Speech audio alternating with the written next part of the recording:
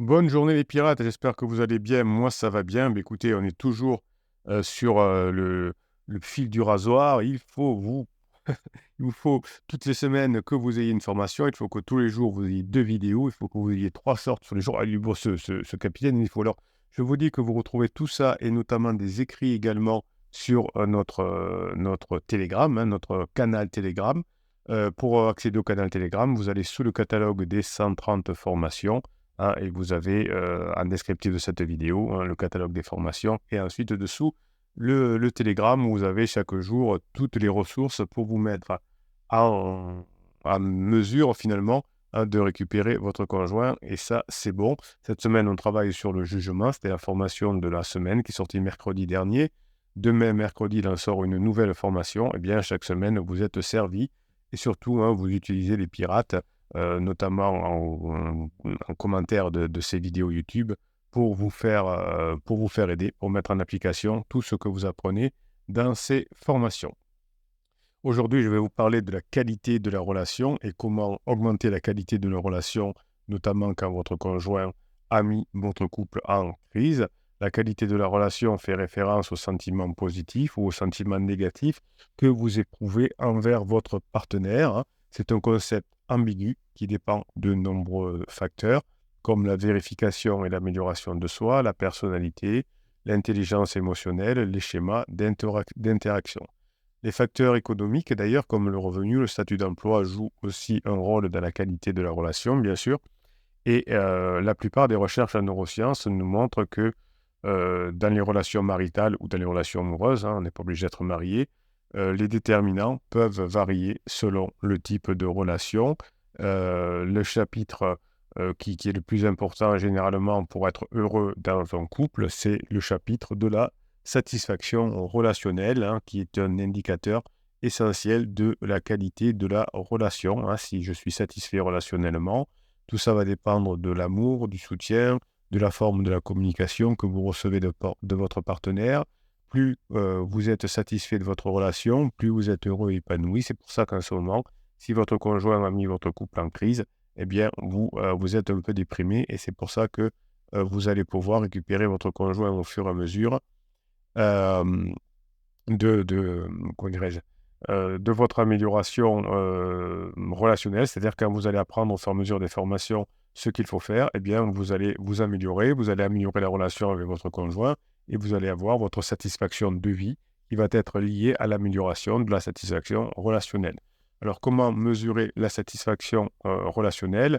Bien, il existe des outils, hein, vous pouvez remplir des questionnaires, remplir des échelles, etc qui vous permettent de voir comment vous êtes actuellement avec votre conjoint. Et peut-être si vous faites un test comme ceci, vous verrez que dans un mois, ça ira déjà mieux après avoir mis en place des formations.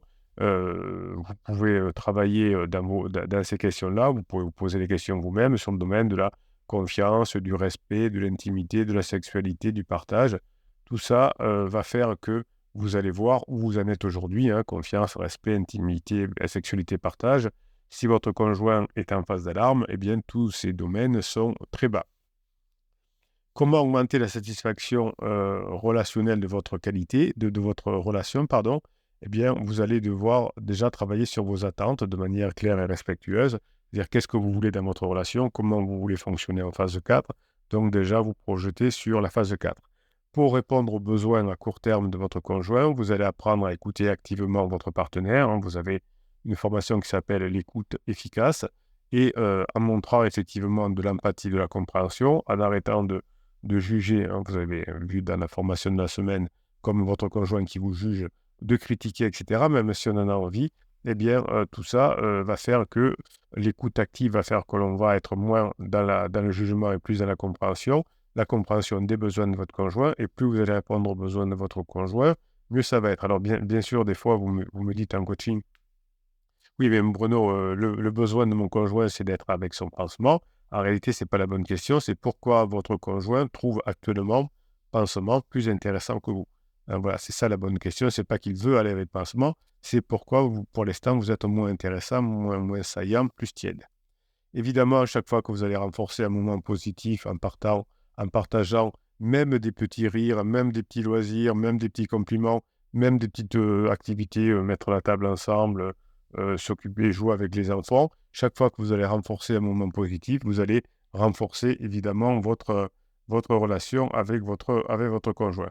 Si vous arrivez à résoudre des problèmes en proposant des solutions satisfaisantes pour les deux et en étant léger et badin, eh bien, vous allez pouvoir d'abord maintenir un contact avec votre conjoint, ensuite raviver la flamme, et puis plus tard, grâce aux formations, vous avez une formation qui s'appelle séduction de gamme, vous pourrez redevenir sur la séduction, vous pourrez ressusciter du désir avec la formation comment ressusciter du désir, bien après avoir retrouvé une relation presque amicale, presque normale, vous pourrez revenir sur de l'intimité, puis sur de la sexualisation, puis sur du désir, etc. N'essayez pas de vouloir aller directement à la, comment dirais-je, à la sexualisation si vous n'êtes pas passé par des étapes précédentes. Paul et Julie sont mariés depuis 10 ans, hein. J'ai une petite histoire à vous raconter. Évidemment, comme vous, peut-être ils ont un enfant, un travail prenant, une vie routinière.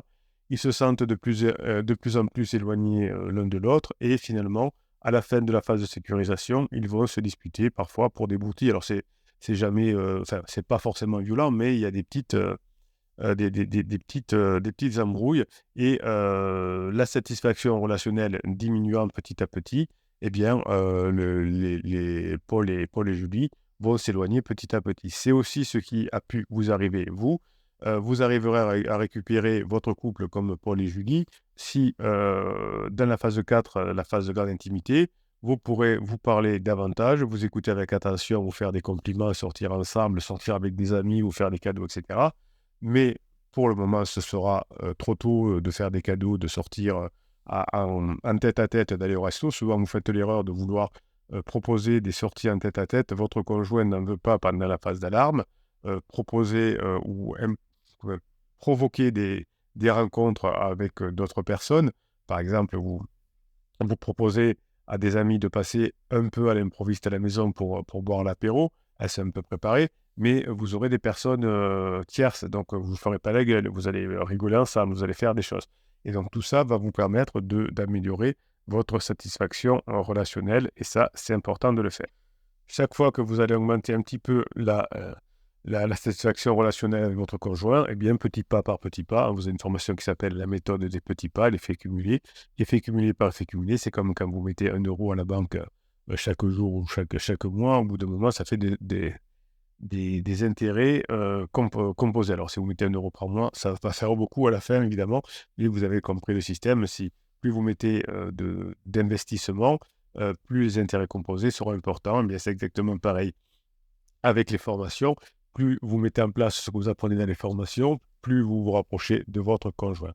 Donc, cette personnalité, c'est un ensemble de traits qui caractérisent votre façon d'être, de penser, de ressentir et d'agir. Donc, vous allez modifier petit à petit votre personnalité. Vous savez que la personnalité, elle s'est imposée un peu à nous à force de l'éducation, des rencontres, etc. Et grâce à la rencontre des pirates, grâce à la rencontre des formations, vous allez petit à petit changer de personnalité pour aller vers la meilleure version de vous-même. Cette évolution de la personnalité va influencer la qualité de votre relation, car elle détermine votre compatibilité, votre complémentarité, votre ajustement avec votre partenaire.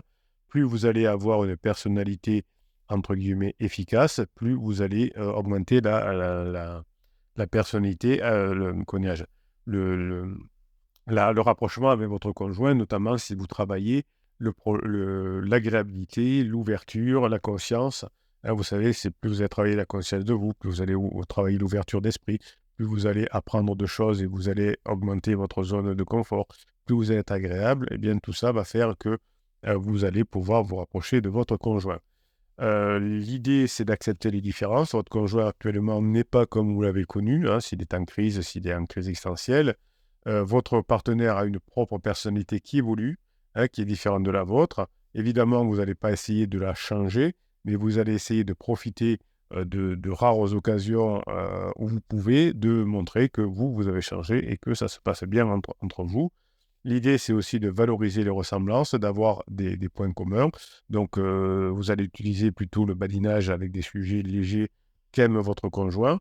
Par exemple, si votre conjoint aime la cuisine, parlez cuisine. S'il aime bien l'art, parlez art. S'il aime bien le sport, parlez sport. Et vous allez vous intéresser à ce que pense votre partenaire, ce que dit votre partenaire, et vous allez trouver des points communs en disant, par exemple, que vous avez adoré le même film ou que effectivement vous n'êtes pas d'accord sur la composition d'une équipe de football ou j'en sais rien. Si c'est pas très important pour vous, soyez d'accord avec votre partenaire, y compris dans le domaine du travail. Effectivement, peut-être qu'il va prendre des scuds de son patron parce que il est en crise existentielle, pas son patron, mais votre conjoint. Eh bien, vous serez d'accord avec lui, le patron abuse, hein, n'allez pas chercher des conflits ou, pendant les périodes difficiles. Donc, le fait de valoriser les ressemblances vont renforcer le lien et l'harmonie avec votre conjoint. Alors, vous aurez toujours des conflits à gérer, pardon, mais chaque fois que vous aurez fait vous réagirez de façon plutôt tête froide, plutôt dans la négociation, plutôt dans le compromis, vous vous rapprocherez de votre conjoint. Évidemment, pendant toute cette phase un peu difficile, pour vous rapprocher de votre conjoint, vous allez apprendre à développer la flexibilité en étant capable de vous adapter à la personnalité changeante de votre conjoint. Votre conjoint qui était très discret aujourd'hui veut s'habiller de façon remarquée. Votre conjoint veut avoir une voiture de sport. Votre conjoint veut se faire des tatouages. Eh bien, il va falloir être un peu flexible pour vous adapter aux nouvelles situations. Vous n'aviez pas à gérer le besoin de tatouage de votre conjoint, peut-être que vous aurez à le gérer. Mais dites-vous bien que, par exemple, si on prend notre exemple de tatouage, ça appartient à votre conjoint. S'il ne vous demande pas vo- votre avis, ne le donnez pas. Si vous dites, je vais me faire un tatouage sur le bras, mais non, ne le faites pas là parce que nanana. Si vous ne le demandez pas, ne donnez pas votre avis. Si vous dites, est-ce que je pourrais faire un tatouage, dites, peut-être c'est pas le moment, peut-être que là, en ce moment, c'est pas le bon moment parce que parce que c'est cher, parce que je sais pas quoi, parce qu'on n'a pas les moyens. Essayez de donner des arguments si on vous les demande pour freiner la chose, mais vous ne pouvez pas donner un argument en disant c'est une mauvaise idée de faire un tatouage. Si votre conjoint a l'idée de faire un tatouage, vous ne le dissuaderez pas en disant t'es bête, c'est nul. Un peu comme avec un ado, hein, si vous voulez le dissuader, ça va être compliqué. Alors, pour le tatouage des ados, c'est plus facile parce qu'il faut qu'ils aient votre consentement que vous ne signerez pas. Parfois, attention, votre conjoint en crise peut lui signer une, euh, un consentement parce que si lui-même est en crise et lui-même fait des tatouages, il peut le faire aller vers votre ado. Donc, stimuler finalement la croissance de votre conjoint en lui permettant d'exprimer sa personnalité. Ça ne veut pas dire que l'adoptez, cette personnalité. Ça ne veut pas dire que vous êtes d'accord avec cette personnalité, mais que vous êtes en mesure de comprendre cette personnalité et de voir comment vous pouvez vous rapprocher de cette personne. Donc l'idée également, c'est de travailler sur votre intelligence émotionnelle. L'intelligence intellectuelle ne va pas beaucoup vous servir dans ces moments-là. L'intelligence émotionnelle, c'est la capacité à identifier, à comprendre, à exprimer et à réguler vos émotions et à comprendre, exprimer et réguler ou aider à réguler les émotions de votre conjoint.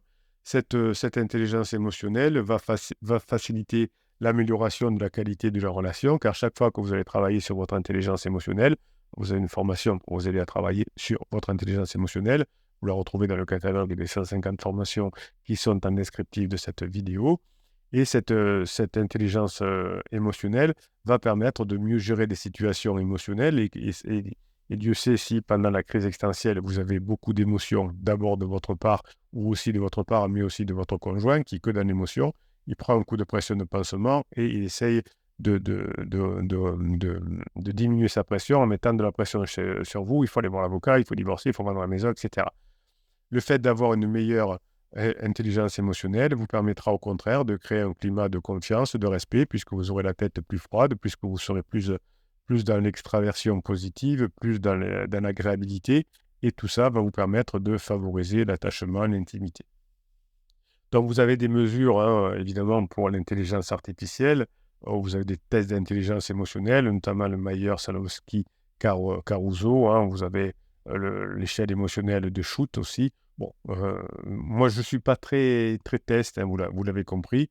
Mais déjà, si vous posez des questions de comment améliorer mon intelligence émotionnelle et que vous mettez déjà en place ce que vous avez dans les différentes formations, notamment sur celle d'intelligence émotionnelle, eh bien, vous allez augmenter votre perception, votre facilitation, votre compréhension et bien évidemment la régulation des émotions. Vous pouvez faire tout ça avec votre partenaire. Vous pouvez faire tout ça évidemment avec vos enfants pour vous amuser. Avec votre partenaire, attention, hein, vous ferez des tests si vous en avez envie, mais que dans la phase 4. Hein. Donc, ne saoulez pas votre conjoint avec de la psychologie, avec des neurosciences, avec ce que vous voulez. Ce n'est pas le moment. Soyez léger avec votre conjoint. Plus tard, vous pourrez vous amuser à le faire. Vous savez, quand on est en lune de miel, on fait des tests ensemble parfois pour s'amuser, pour se connaître, parce qu'on a envie de se rapprocher. Vous ne soyez pas là-dedans. Faites-vous les tests si vous voulez, mais ne saoulez pas, en tout cas pour l'instant, votre conjoint avec tout ça. Vous pouvez travailler avec vos émotions différemment. Donc, vous allez apprendre, pour augmenter la qualité de la relation avec votre conjoint, à reconnaître vos propres émotions en les nommant, en les acceptant et en les faisant évoluer. Si vous êtes en colère, reconnaissez cette colère, acceptez-la pour le moment, de façon à pouvoir la faire diminuer, parce que si vous n'acceptez pas cette colère, vous allez tourner en boucle. Donc, vous allez pouvoir réguler vos émotions grâce aux neurosciences. Vous savez que vous avez dans chaque fichier, dans chaque formation, un fichier de neurohypnose qui vous aide à réguler vos émotions. Chaque fichier de neurohypnose est différent dans chacune des formations. Vous avez de la musique, vous avez des messages subliminaux, c'est-à-dire ma voix que vous n'entendez pas, ou très très peu, et vous avez des ondes binaurales qui calment votre cerveau. Donc, ces fichiers de neurohypnose vont vous permettre de réguler vos émotions, de les contrôler et de les amener à des manières positives. Évidemment, vous allez apprendre grâce à l'intelligence émotionnelle à reconnaître les émotions de votre partenaire, en les observant, en les validant. Tout ça vous apprendra à reconnaître les émotions de votre partenaire également dans cette formation sur l'intelligence émotionnelle. Lorsque vous allez mieux comprendre les émotions, vous allez pouvoir apprendre à réguler les émotions de votre partenaire en provoquant moins, en mettant moins le feu. Au lieu de mettre de l'huile sur le feu, vous mettrez de l'huile dans les rouages. Évidemment, tout ça va vous permettre de vous rapprocher de votre conjoint. Et si vous vous rapprochez de votre conjoint chaque jour davantage, eh bien, vous allez petit pas par petit pas pouvoir aller vers cette phase 4. Ce n'est pas la peine de vouloir aller trop vite si vous avez une crise de couple et que vous êtes ensemble depuis très longtemps, depuis 5, 10, 15, 20 ans. Vous allez revenir ensemble, petit pas par petit pas. Il n'y a pas de choses magiques. Alors, il y aura, vous verrez, des avancées significatives où il y aura des rebonds. Hein. Vous aviez avancé, mais il y aura peut-être un retour en arrière. C'est tout à fait normal. Toute relation de longue durée fonctionne comme ça. Il y a des hauts, il y a des bas, et il y a des améliorations, et il y a des rebonds. Le tout, c'est que même si de temps en temps, vous avez une baisse de la qualité de la relation, il faut que le trend de longue traîne, comme dit, c'est-à-dire les relations de longue durée, hein, tout ça va faire que cette relation de longue durée va vous permettre petit à petit de vous récupérer, puisque même s'il y a de temps en temps des rebonds négatifs, eh bien, le tout, c'est que sur le long terme, ça s'améliore un petit peu chaque jour. C'est comme si vous avez une entreprise, hein, vous voulez avoir peut-être de temps en temps des baisses d'affaires, mais il faut que sur longue durée, le chiffre d'affaires soit toujours un peu en croissance ou au moins stable. Voilà. Je vous laisse là-dessus, mes pirates adorés. Je vous laisse aller découvrir le catalogue des 150 formations. On se retrouve dans les commentaires de ces vidéos pour discuter ensemble. Je vous kiffe et je vous kiffe grave.